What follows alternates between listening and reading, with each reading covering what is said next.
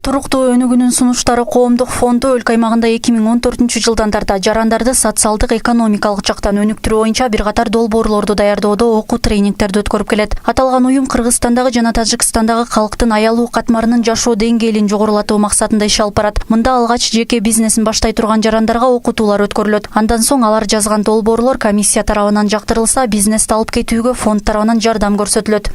Негизи бүгүнкү күндө ФСДС коомдук фонду ушу көптөгөн социалдык долбоорлорду ишке ашырат. Алардын бири ушул Кыргызстан жана Тажикстандагы социалдык аярлуу топтор менен иш алып барып, бир гана Ысык көлдө эмес, жана Жалал Абад, Баткен облустарында ушундай Айжанарга окшош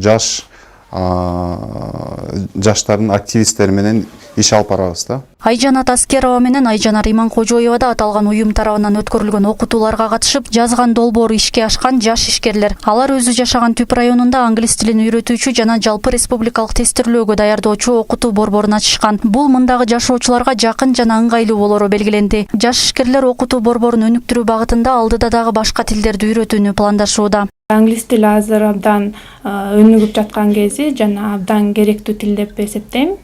Анан ушул Түп айылында англис тили үйрөткөн жерлер жок, кызыктырган жерлер жок. Ошондуктан биз Түп айылынын элине жардам берелик деп ушундай англис тил курстарын ачтык.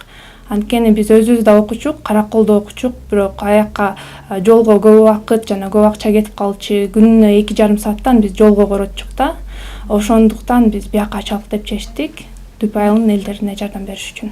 ФСДСтин окуусунда 2 күн окуганбыз. 2 күн окуп, ошол жерде алган билимибизди 10 күндүн ичинде жазып чыгып, ушундай жыйынтыктарды көргөздүк.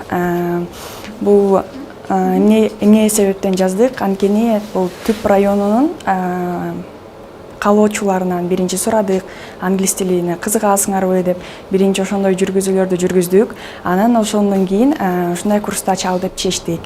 Бул курсту ачкандан кийин азыр бизде 20дан ашык окуучу бар. Түп эле айылынын эмес, ушу Түп районунан келишет.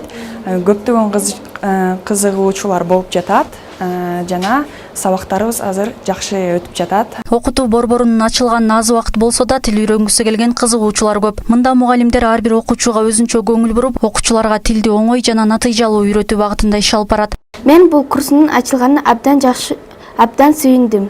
Анткени бияктан ар бир бала англис тилин үйрөнө алат жана чет өлкөгө чыгып кете алат. Бул курс абдан жакшы курс экен. Окутулганда, жаттаганда бүт баары оңой экен жана акырындап оордуктар башталат.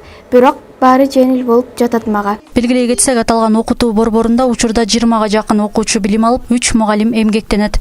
Айнура Орозобекова, Алтынбек Исаев, Ысык көл жаңылыктары.